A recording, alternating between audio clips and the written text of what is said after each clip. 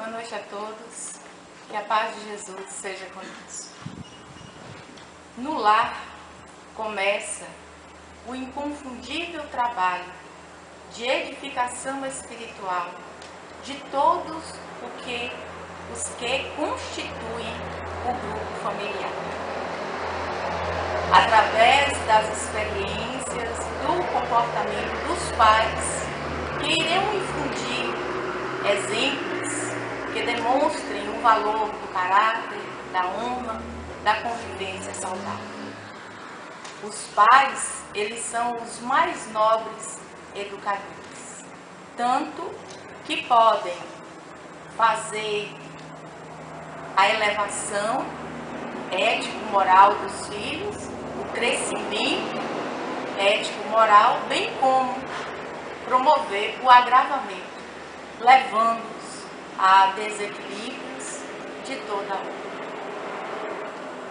O homem, atualmente, ele vem demonstrando um índice extraordinário de conquistas na criação, nos inventos, nas descobertas, a se perceber na ciência e na tecnologia, jamais vistos.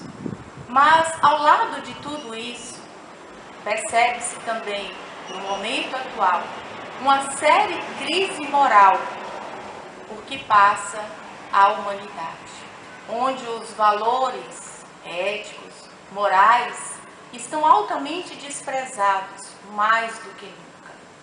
E então assistimos à agressividade, à violência, o desrespeito de uma forma que jamais talvez pudéssemos imaginar estar vivendo um momento tão, podemos dizer, assustador. Porque é assim, na verdade, que muitos de nós nos sentimos assustados, ameaçados. Parece que nós, os seres humanos, estamos desorientados e os pais mais ainda. O que a doutrina espírita tem a nos propor? Tem a nos oferecer como reflexão, como terapia, para que se possa vencer este momento que a humanidade atravessa, onde nos assustamos com tudo isso. A doutrina espírita, mais uma vez, vem nos falar da educação, como proposta de autotransformação para o ser humano. Vem nos apresentar a educação numa concepção que não está nos limites desta reencarnação. Vem nos falar da educação de uma forma mais profunda do que o próprio conhecimento humano pode oferecer como entendimento. A doutrina espírita vem nos falar da educação, ajudando-nos a entender que nós, seres humanos, que temos uma personalidade constituída, somos o resultado da soma de todas as experiências que já tivemos aqui no plano carnal. Então, os nossos hábitos, as nossas vocações, a nossa índole, os nossos desejos, o nosso comportamento, bem diferente em cada um de nós, nos dão prova dessa realidade, dessas inúmeras experiências que já tivemos aqui no plano carnal. E foram essas experiências, esses momentos que tivemos aqui na Terra, nos quais fomos construindo valores que formam hoje o nosso caráter, sendo essa somatória do que somos hoje. Daí a doutrina espírita também nos alertar quanto à necessidade, à importância de se observar desde muito cedo o comportamento dos nossos filhos. Sentir desde bem pequenino na criança o que esta traz de inquietação, de inseguranças, de dificuldades, como também de reações positivas, para que com essa observação possa ser feito o quanto antes possível todo o trabalho de orientação que se fizer necessário naquele ser reencarnante. Daí André Luiz dizia que o lar é a primeira escola, os pais, os primeiros educadores, o primeiro dia de vida, primeira aula do filho. Chamando-nos a atenção que é para desde o momento em que o ser nasce, já temos ali a oportunidade de observar atentamente que ser estamos recebendo de Deus, que nos confia a sublime tarefa de pai ou de mãe. E então, com essa tarefa de conduzir bem este ser que nos chega, vamos buscar nessa observação atenta, cuidadosa, oferecer todas as orientações positivas para que ele possa se desenvolver bem naquela reencarnação. É o que certamente todo pai consciencioso deseja para seu filho. Que ele se conduza bem na vida, construindo uma vida realmente feliz. Nesse processo em que vamos observar os nossos filhos, nas suas tendências, nas suas dificuldades, em alguns momentos podemos até nos assustar com o que vamos perceber. E em outros momentos iremos ficar admirados com a capacidade que tem essa criança ou este jovem de entender a vida melhor do que nós. São as conquistas. E em outros momentos, as suas deficiências, que vão nos causar impacto, talvez até medo, mas que temos o dever de buscar oferecer orientação segura para que toda correção possa ser efetivada naquela criatura. Assim, geralmente, os pais têm a ideia de que o ser, para se tornar bom, justo, verdadeiro, amável, não necessita, e de maneira alguma, de aprendizagem. Imagina-se que essa parte da educação, incontestavelmente a mais excelente, dispense qualquer tipo de orientação, qualquer tipo de cuidado, por ser algo que pode acontecer naturalmente, que vai fluir, que não precisa da orientação. Vai ser um processo bem natural no ser, mero engano. Da mesma forma acontece quando se matricula a criança na escola de evangelização. Busca-se a escola de evangelização como alternativa, como opção, como auxílio que a doutrina espírita oferece para a orientação dos nossos filhos. Mas acreditam alguns que apenas matriculando, estando, frequentando a aula de evangelização assiduamente, absorvendo de forma satisfatória todo o material, acredita-se com isso que o filho ali, matriculado, tem uma garantia de moralização. Não é garantia. Se os pais em casa não estiverem comprometidos, conscienciosos quanto à parte que lhes cabe. O trabalho da escola permanecerá o mesmo. Será feito com todos que chegarem. Mas os efeitos, os resultados, dependem do que eles vão ver no ambiente familiar, junto aos seus pais. Na parte prática do ensinamento. Então, estar matriculado não é garantia de moralização para os nossos filhos. Outros até acreditam que matriculando o filho que não tem mais domínio, os pais, na escola de evangelização, para que se dê um jeitinho nessa criança, está dispensando a sua parte no trabalho de moralização dessa criança. Com essa postura, entendendo a evangelização dessa forma, os efeitos positivos tardam a serem percebidos. Porque a escola sozinha não vai fazer todo esse trabalho, que depende em grande parte da participação consciente dos pais. Nós, os evangelizadores, a escola de evangelização não tem esse poder. Há um sério problema mundial onde os pais estão progressivamente transferindo o seu poder de pai e de mãe para a escola. A parte que lhes cabe, entrega para a escola. E nós estamos assistindo hoje esse desespero que é educar. Porque os pais estão sendo omissos naquilo que lhes cabe, com o dever de educar. Os espíritos sábios nos alertam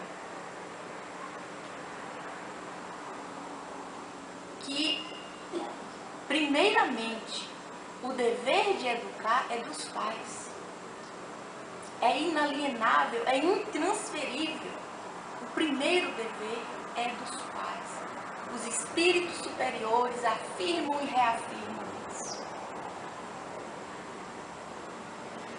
E o que notamos com essas informações a respeito dessa transferência do poder dos pais para a escola, que é estudo de pesquisadores que se aprofundam no assunto e trazem essas informações, é justamente isso: deixar de fazer a sua parte. A escola de evangelização espírita infanto-juvenil, ela vem em auxílio aos pais na educação moral dos filhos, mas jamais irá substituir, tirar dos pais a responsabilidade que eles têm. Jamais.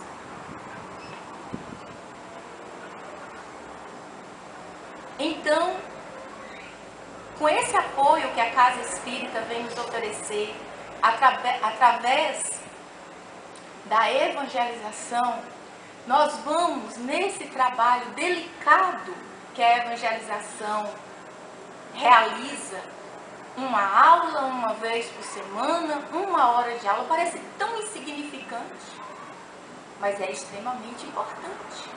Como há tantos outros cursos que vamos para a nossa formação pessoal e que também muitas vezes é 1 vez por semana, 1 hora de aula.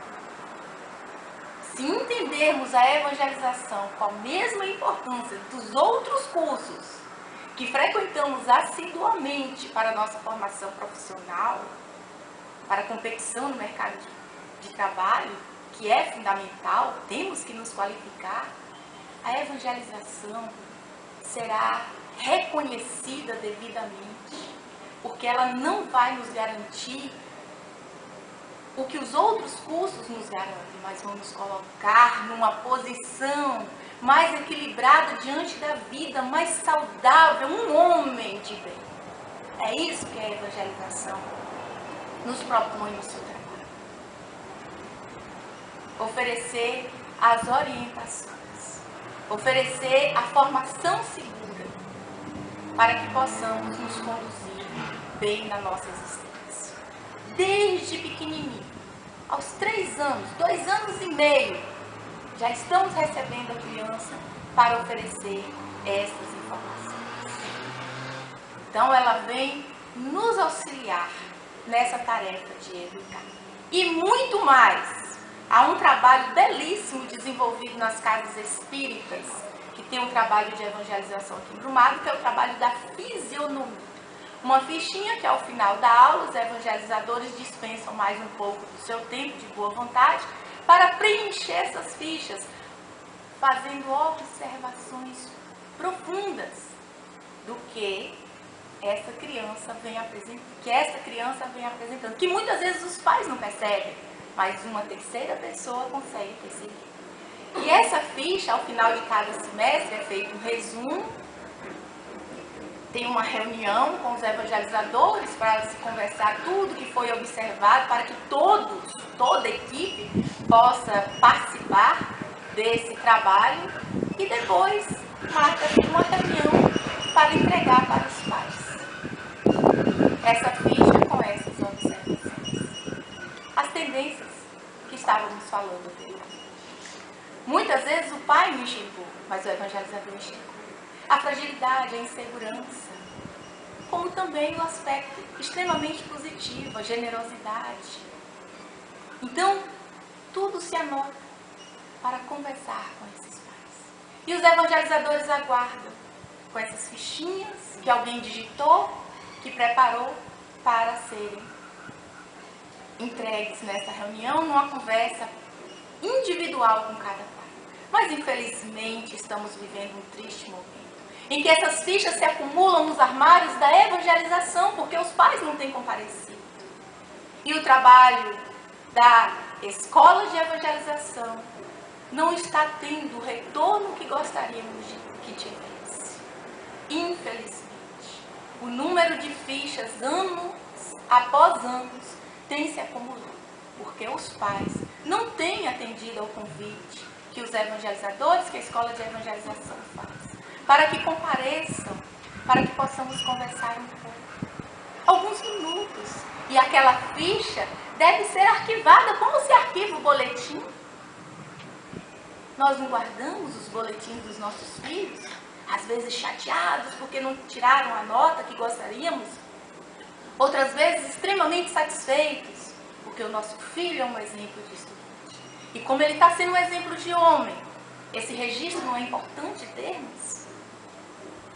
É lamentável que tenhamos que arquivar tantos papéis. Eles não são desprezados, eles são arquivados, permanecem, todos, no armário da evangelização, anos após anos.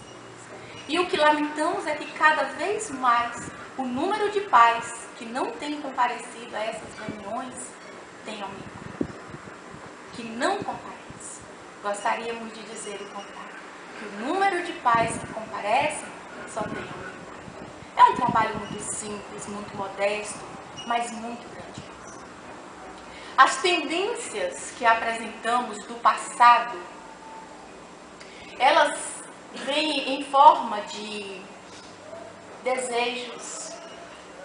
E esses desejos, muitas vezes, eles acabam se transformando em hábitos, essas inclinações vão se tornando hábitos. E esses hábitos, eles podem ser salutares ou eles podem ser prejudiciais, quando não há a vigilância e nem os mecanismos de educação que se baseia, logicamente, numa disciplina e numa correção. Santo Agostinho, ele fala dessas tendências em O Evangelho segundo o Espiritismo, no capítulo 14. E ele chama a atenção dos pais, ele faz uma observação quanto a essas tendências que devem ser corrigidas através da educação. Mas que, complementa Santo Agostinho, os pais parecem distraídos e deixam com que essas inclinações se fortaleçam, se desenvolvam. E ele diz, coloca como duas causas, uma culposa fraqueza ou por descuido.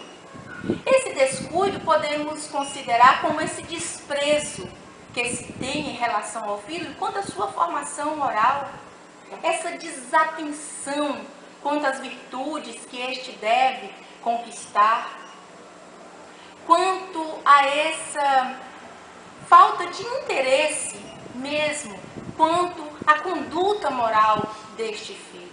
É esse descuido. E o que vem ser a culposa fraqueza? A falta de limite, a falta de disciplina, que faz com que deixemos com que a criança faça o que ela quiser, fique solta, não nos importando com o seu mau comportamento, atendendo aos seus caprichos, isso é a culposa fraqueza. O medo de contrariar o filho.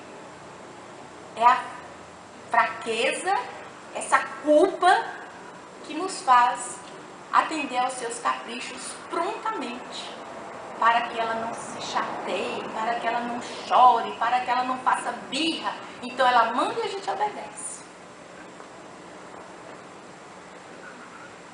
Então, essa culposa fraqueza é que vai fazer com que haja essa inversão de valores. E que ouvimos os mais velhos que tiveram outra criação chegarem a se expressar. Mas é um absurdo. Vivemos um tempo em que o filho manda e o pai obedece. E o pai que age assim, muitas vezes justifica a sua postura dizendo, mas é apenas uma criança. Outras vezes, mas é apenas um jovem que está descobrindo a vida. E mais tarde, o que é lamentável, é um homem sem caráter, sem responsabilidade, sem respeito e sem educação. Porque é isso que vai resultar. Essa criança, esse jovem que não recebeu disciplina, que não teve limites, que não recebeu a orientação, que era responsabilidade, dever dos seus pais. Um lar, para que ele seja equilibrado, ele tem que estar sustentado nos pilares do respeito, da afeição, da disciplina e dos limites. E aí Chico Xavier, quando encarnado, declarou que ele tivera um pai muito severo, mas que depois de adulto ele pôde entender que ele tivera o pai que merecia, que não é a favor de maneira alguma da violência, mas ele complementa a sua fala dizendo: criança alguma sem disciplina vira gente. Os mimos excessivos e inúteis atrasam o progresso do ser. No livro Libertação, de André Luiz, um espírito, ao reencarnar, pede, implora aos seus pais, antes de reencarnar, quando há preparação para a reencarnação, os contatos espirituais, que não o mimasse, porque senão ele perderia a reencarnação. Desde antes ele já pediu. Porque esse mimo excessivo, mimar, não há erro. O erro está no excesso. Esse mimo excessivo forma seres indisciplinados, exigentes, que acham que o mundo deve girar em torno de si. Que ele só tem direitos e que não tem deveres. Esse mimo exagerado, que é da culposa fraqueza, que Santo Agostinho comenta em o Evangelho segundo o Espiritismo. Então isso é muito prejudicial. No livro Boa Nova, Humberto de Campos, ele fala que o amor para educar não dispensa a energia equilibrada, corretiva. É necessário ter essa postura firme na hora de educar, sem exageros, sem violência. E Emmanuel, no livro O Consolador, na questão 113, ele fala ele coloca uma frase que a criança livre, sem disciplina, é a semente do celerado, ou seja, do malfeitor, do criminoso. É necessário a disciplina. É fundamental que ele exista. E os pais não podem abrir mão da autoridade natural que a lei divina nos concede. E os pais estão abrindo mão porque dá trabalho. Educar dá muito trabalho. Criar, qualquer um cria, compra comida, compra roupa, faz tudo. Agora, educar, estar atento a cada detalhe e oferecer a orientação com equilíbrio, com vontade de ver o outro feliz, equilibrado na vida, isso dá muito trabalho. E não podemos abrir mão, de maneira alguma. Então, essa autoridade, ela tem que ser exercida e tem que ser mostrada ao filho desde muito cedo. Os filhos têm que reconhecer nos pais suas primeiras autoridades, para que não venham, quando adultos, dolorosamente, ter que reconhecer outras autoridades. Está diante de um delegado, de um juiz, a primeira autoridade é o pai. Tem que ter voz de comando. Ter autoridade é ter poder, é ter voz de comando. Ordem dada, ordem obedecida. Não é ser autoritário, mas ser firme na ação. Raciocinando muito na atitude que vai ter, para que depois não tenhamos que sofrer com arrependimento por uma bobagem feita de nossa parte, enquanto responsáveis por nossos filhos. Mas essa autoridade não pode ser desprezada. Ela tem que ser exercida. Essa autoridade, ela vem sendo tão desprezada que podemos observar que há algumas décadas atrás, os filhos se dirigiam aos pais tratando-os de senhor ou de senhora.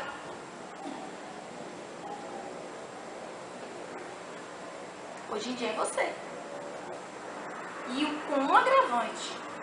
É um você arrogante e atrevido. Ah, mas ensinar o filho, tratar o pai de senhor e de senhora é muito antigo. Quando se fala de educação, a gente não pode se prender ao que é antigo nem ao que é moderno. A gente tem que buscar o que é adequado. Porque tem muita coisa que é do antigo que é muito bom e que deve ser conservada. Mas tem coisas que é do antigo que a gente tem que desprezar e adotar o que é moderno. Porque a geração é outra. Então o termo seria adequado. Porque esse senhor e essa senhora é uma demonstração do respeito que os filhos tinham aos pais. Então os pesquisadores, eles também, nos seus estudos, apontam que na década de 50, 60, os pais pouco dialogavam com os filhos. O diálogo quase não existia, era uma educação totalmente autoritária. Passada essa geração, mudou-se, então os pais buscaram uma aproximação com os filhos, buscaram ser seus amigos. E nessa aproximação, raramente o não passou a ser dado, para facilitar, para agradar o filho. E aí temos essa geração atual, onde jovens e crianças abusam dessa falta de autoridade dos pais. E é um prejuízo total. Eles já entenderam.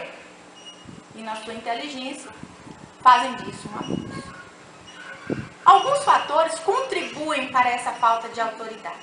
A culposa fraqueza, citada por Santo Agostinho, bem como pais que tiveram educação muito rígida, aí hoje resolvem não ser tão rígidos com seus filhos, oferecendo maior liberdade. Pais que se divorciaram e hoje têm que cumprir a guarda compartilhada e não conseguem estabelecer um respeito, um entendimento entre as regras estabelecidas entre as duas casas. Dificulta. A criança entra num estado psicológico terrível, então ela não sabe a quem obedecer. Como também os pais que trabalham muito e aí querem suprir essa ausência física, concedendo sim a tudo. A insegurança, que fica mais notável nos pais que tiveram filhos muito cedo. Então esses fatores são alguns que podem contribuir para essa falta de autoridade. Corrigir é um verbo que temos muita dificuldade enquanto pais de conjugar. Causa dúvida, causa conflito, como corrigir, como fazer, que hora, em que momento agir com firmeza para não magoar, é uma confusão íntima que normalmente essa palavra causa nos pais, essa insegurança. Mas essa palavra tem que ser exercida quando se fala em educação. Tem que haver correção. Tem que se saber corrigir. 3 passos fundamentais devem ser observados quando temos que fazer essa correção. Primeiro, a gente conversa. Normalmente não conversa, a gente briga, que não é o ideal. Mas o ideal é buscar inspiração. Nós não estamos sozinhos na tarefa. Família nenhuma está desguardada de Deus. Há uma equipe que nos assiste para que essa programação seja muito bem desenvolvida. Então vamos confiar nesses espíritos que nos assistem em nome de Deus e buscar inspiração, para que eles nos deem as palavras certas. Então vamos chegar, como foi muito bem colocado por Cláudio na prece, nós vamos chegar no coração, não só na razão, vamos chegar no coração. Então educar pela inteligência, isso que é fundamental. E aí vamos tentar essa conversa, por pequenininho que seja. Vamos mudar nosso vocabulário, nosso jeitinho, né? Se for menor de um jeito, se for maior, mais sério, e vamos conversar. Isso não está bom, precisa ser melhorado, porque estava... Vamos chegar a um entendimento. Conversou.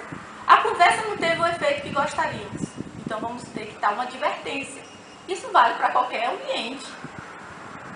Então, não, é advertido, né? É avisado de que é preciso haver uma melhora. Não havendo advertência, então vai chegar o castigo, a punição, que tem pessoas que não gostam nem de usar essa palavra, porque lembra logo violência física. Castigo, punição, não estamos falando de violência física, mas estamos falando de correção, e que deve ser feito. E então esse castigo será o quê? Retirar algo que a criança, o jovem goste muito, um brinquedo, um passeio, uma festa. Vamos ver o que deve ser retirado dele para que ele entenda que houve um equívoco e que necessita de correção. E então que esse castigo o conduza ao arrependimento. É fundamental arrependermos do que fizemos, mas não cair estacionados na culpa ou no remorso. Isso nunca. Mas arrepender é um grande passo no nosso auto-melhoramento. Estou arrependido, não quero fazer mais, entendi que o que eu fiz não foi legal. Então, havendo esse arrependimento, é um bom sinal.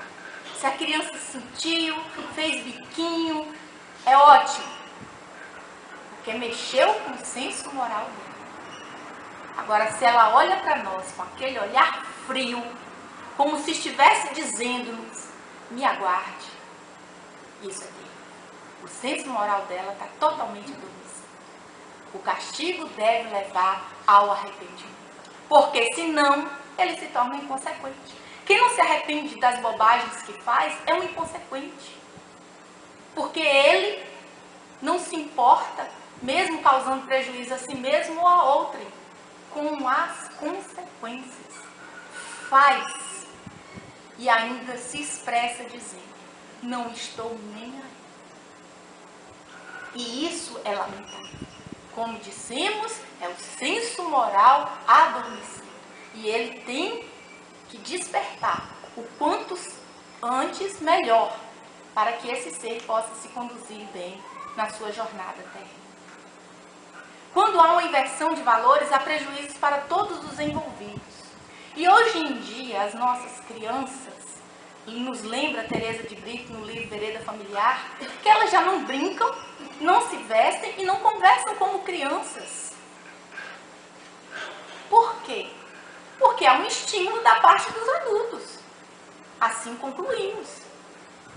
Porque ela vê os outros fazerem. Ela oferece-se a ela. Esse brinquedo que não é mais de criança, porque ela não tem dinheiro para comprar. Essa roupa que não é de criança, porque não é ela que escolheu. Foram os pais. Ai, a mulher. A mulher vem perdendo a sua ternura, a característica mais forte da alma feminina, em nome da sensualidade, que muitas vezes caminha para a vulgaridade. E transfere isso para suas filhas. E aí recebemos na escola de evangelização as meninas com roupas totalmente sensuais, que desperta desejo e que lhe dá desconforto até para sentar.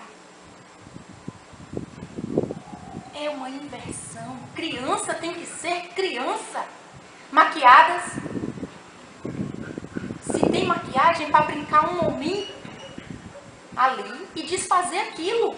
Não é para se apresentar na sociedade maquiada, uma criança de 4, 5, 6, 9, antes da hora. A casa espírita, ela não pode ser vista assim. Quando vamos adentrar qualquer repartição, representante de um dos 3 poderes, assim lembrou muito bem alguém outro dia no grupo mediúnico, nós não nos apresentamos com qualquer roupa, com shorts, porque é uma instituição representante dos 3 poderes, de um dos 3 poderes, do executivo, legislativo e judiciário. Por que na casa espírita podemos vir de qualquer jeito? Com qualquer roupa? É uma instituição religiosa que não deve, em momento algum, remeter o nosso pensamento para o que é mundano. Isso não é preconceito, não. Isso é um entendimento que nós espíritas devemos ter. Como devemos nos apresentar na casa espírita por representar tudo de sublime, de puro, de nobre. Então, para qualquer atividade, para qualquer momento que estivermos aqui, temos que saber como vamos nos apresentar, na vestimenta, no que vamos falar, na atividade que vamos desenvolver. Não pode ser visto isso aqui como um lugar que vamos ao sábado à noite passear. Certamente nós viemos para orar, para buscar um conhecimento, para buscar um consolo. Tem um objetivo por trás disso. Por que nos ocuparíamos aqui em ficar ouvindo alguém a explanar se não tiver um objetivo maior? E sabendo de tudo que acontece por trás aqui, neste momento, no mundo espiritual, a nosso favor, que fomos convidados primeiramente por Deus a estarmos aqui hoje. Então este lugar deve ser visto como um lugar de muito respeito, um lugar especial, um lugar sagrado. Então quando nossas crianças ou nós chegarmos, temos que ter mais cuidado com a forma como nos apresentamos. E então, temos que ensinar a nossa criança a se vestir, o nosso adolescente. Temos que ensinar a cumprimentar as pessoas. Bom dia, obrigado, boa noite, boa tarde, como vai, com licença, desculpa, que é o ensaio para o perdão. Por que não se ensina mais isso às crianças? Porque dá trabalho. A gente fala uma vez, ela não fala. A gente fala outra vez, ela não fala. Aí a gente vai falando, mas a gente vai falando exemplificando. Porque não adianta pedir para ela mostrar o que ela, na nossa presença ou na ausência, o que ela não viu em atos, no lar, insistentemente, repetidas vezes, todos os dias, primeiramente conosco. Boa noite, meu filho. Durma com Deus. Bom dia, meu filho. Como vai? Ao retornar, olá. Temos esse hábito de entregar uma coisa na mão ou de alguém nos oferecer e dizer um obrigado, uma obrigada para as mulheres, um obrigado para o homem. Temos esse hábito de pedir uma desculpa. Então, se a gente não tem esse hábito, nossos filhos não vão mostrar. Não adianta esperar. Porque ele não viu a prática, ele não viu o exemplo. Então eles vão mostrar na nossa presença ou na ausência dela o que eles aprenderam conosco, de bom ou de ruim. Criar um filho não é tarefa fácil, todos nós sabemos disso, mas é uma tarefa possível. Deus assim nos confiou porque sabe da nossa capacidade. E quando esse filho é um filho rebelde, é um filho mais difícil, essa tarefa exige muito mais esforço, dedicação, atenção, cuidado. A irmã Meimei, no livro Amizade, ela narra um diálogo de uma mãe com Jesus. E a mãe se dirige assim: Compadece-te de mim, compadeça-te de mim, Jesus, que trago junto a mim um filho que me fere constantemente o coração. Eu o aguardei com os melhores sonhos, o embalei nos meus braços, mas ele é uma criança muito difícil. Porque sofro tanto, Jesus, se sou tão abnegada. Ao que Jesus, com amor, lhe diz: minha filha, é o amor que irá educar os filhos de Deus. E ela insiste: mas Senhor, por que tenho tanto sofrimento? Quem me enviou este suplício? Esse filho indiferente, difícil? Por que tanta dor oferecida a mim? Por que confiaram em mim, uma mulher ignorante, frágil, a tarefa de educar este ser? Ela, na sua descrença, na sua fraqueza moral, queria uma resposta para aquilo tudo. E principalmente saber quem havia lhe confiado aquela criança. E Jesus olha-lhe de forma muito compadecida e com muito amor lhe diz: fui eu, minha filha, fui eu. Deus quer o nosso êxito. Jesus espera a nossa vitória através da educação. Ele espera a nossa felicidade no lar. E não há vitória melhor do que cumprir bem os nossos deveres familiares. Dentre eles, a educação com amor. Certamente é a mais excelente. E então, se desejamos os nossos filhos cultos, preparados, bons, simples, cristianizados, temos que fazer do nosso lar um ambiente de completo exemplo, onde possa estar presente sempre o amor, e que ele consiga ser transformado, que consigamos transformar o nosso lar num verdadeiro templo de saber e de iluminação espiritual. Educando os nossos filhos com responsabilidade, com respeito, com correção, fazendo por eles tudo o que nos é de dever, para que possamos todos terminar a reencarnação bem mais felizes do que quando aqui chegamos. Muito obrigada pela atenção de todos. Que a paz de Jesus nos abençoe.